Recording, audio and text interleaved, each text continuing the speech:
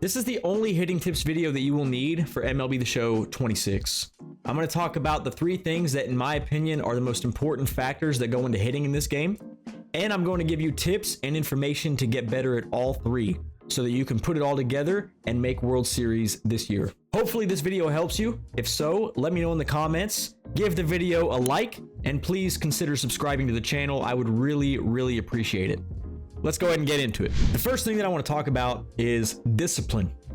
I know those changeups in the dirt and inside sliders are tempting, but we have to learn to lay off of those pitches.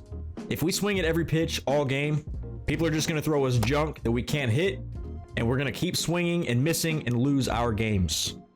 These tips will help you develop an approach and discipline at the plate. Tip number 1 is to find the ball early. What I like to do is I watch the pitcher's hat logo until he shows the ball behind his back after he comes out of his glove. And then once I see the ball go behind his back, I shift my eyes to his release point. The release point is going to be different for every pitcher, so it might take you a couple of bats to find it. But once you do that, you'll be able to pick up the ball as early as you possibly can when it comes out of the pitcher's hand. The earlier you can find the ball out of the pitcher's hand, the better you will be at identifying balls and strikes and knowing when to lay off. My second tip is don't try and hit every strike. Some strikes are just absolute dots or they are not what you were expecting, and it's okay to take a pitch if it's a strike if you don't get the pitch that you're looking for or it's unhittable. Live to see another pitch and only swing early in the count if it's something that you're sitting on or it's just an absolute meatball that you can crush. Tip number 3 is have an approach.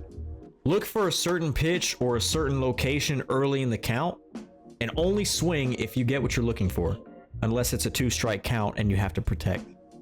If you shrink down the possibilities, maybe you're looking for a fastball, maybe you're looking for something down and in. When you get it and you're ready for it, it's a lot easier to turn and burn on a pitch like that than it is to try and adjust on the fly to something that you weren't expecting. Don't be afraid to take strikes if you're not ready for the pitch that's coming. Tip number 4 is to take a pitch when you have a 3-0 count. A lot of people are going to swing 3-0 just because they think every at-bat should result in a home run, or they really just want to hit. They don't want to take a walk. Don't worry about taking a walk. If you get in a 3-0 count, set your controller down and take a pitch if you have to.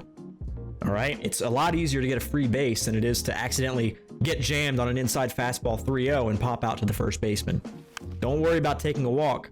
Take a pitch if you have a 3-0 count. The second topic that I want to talk about is timing. In my opinion, timing is more important than your PCI placement. It doesn't matter how perfect your PCI is if you swing too late or too early and whiff or foul everything off. But if your timing is good, you can miss slightly with your PCI and still have good results. My first tip is to optimize your setup for MLB The Show if you can. This is a game where milliseconds are the difference between a perfect and getting jammed. So anything you can do to reduce input delay will help tremendously. Use a wired connection instead of Wi-Fi. Use a wired controller instead of wireless. Just plug your controller into your console and get a gaming monitor with a 1 millisecond response time and at least 120 hertz refresh rate. You don't have to get anything super expensive. Just make sure it meets those specs. You can probably find one for around $100. Also, if you do get a monitor with 120 hertz refresh rate, make sure you go into your console settings and verify that your game is running at 120 hertz. Otherwise, you will not be using the full potential of your monitor. My second tip is to sit fastball and adjust to off speed. It's a lot easier to slow your mind down than it is to speed it up. Always be ready to time up the pitcher's fastest speed, and if you see off speed out of the hand, sit back a little bit longer if you see it early. This is easier said than done, so hop into custom practice and set it up so that the pitcher is throwing fast, slow, right down the middle so that you can just focus on timing, not knowing what pitch is coming next. My third tip is to watch for the ball to go up out of the pitcher's hand. Fastballs are very flat. If you see the ball rise even a little bit at the release point, it is usually an off-speed pitch, and then you can slow down your timing and adjust accordingly. If you're already sitting on fastball like we talked about earlier, and you don't see that rise coming out of the release, then you know it's a fastball and you're already ready to hit it, so you can turn and burn on that thing. My fourth tip is to watch for your hitter's leg kick in your peripherals. Now this is easier said than done. It's really hard to focus on all of these things at the same time. So if this proves to be too difficult for you to focus on your hitter's leg kick, don't worry about this tip. But if you're able to kind of see in your peripherals when your hitter's starting his leg kick, it might help you time up pitches better. Some hitters have a high leg kick that really helps time up your swing. If it's a fastball, they'll start their leg kick earlier. If it's off speed, they'll start it just a tiny bit later, and you can pick up on that as you use cards more and more and get used to their swings. But again, this is kind of advanced. If it's not something that you can really focus on while you're trying to hit, then don't worry about it. This is why you'll hear some people talk about whether a card has a good swing or not. They're talking about whether or not the leg kick helps with timing most of the time. The third topic is your PCI. Your PCI placement doesn't have to be perfect all the time. You just want to get it close enough to hit the pitch on time. You can rely on muscle memory. That way you don't even have to think about it. And you can build this muscle memory by hopping into custom practice and just tracking pitches without swinging. My first tip for your PCI is to get yourself some precision rings and control freaks.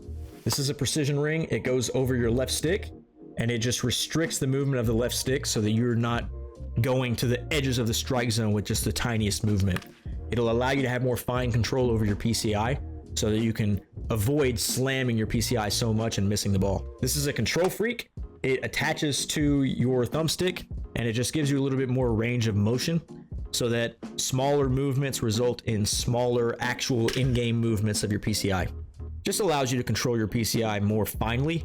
That way you don't slam and swing and miss at a bunch of pitches. So get you some of these. I do not have a code for a discount, but Brew Crew does. So code Brew Crew on Control Freaks for a 12% discount.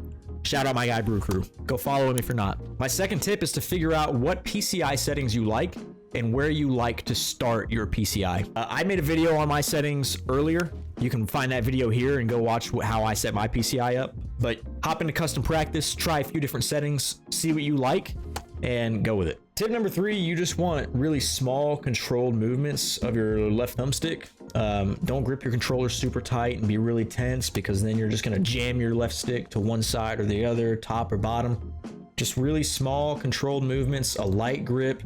Just gently rest your thumb there I usually put it on the bottom of my left stick and just kind of wiggle it around like that. You don't want anything super uncomfortable, but you also don't want a really tense, firm grip on your controller either. Otherwise, you'll be more likely to slam. So just really small, controlled movements on your PCI. And all of these things you can practice in custom practice. And that is it for my hitting tips. We talked about discipline at the plate. We talked about timing. We talked about your PCI. So now hopefully you can put it all together. Go make World Series and MLB The Show. Get a little bit better. If these tips helped you, please let me know in the comments below. Drop a like on the video. Consider subscribing to the channel and follow me on my other socials. I'd really appreciate it. Like I said, I hope this video helped you. And thank you for watching. Have a great day. Peace.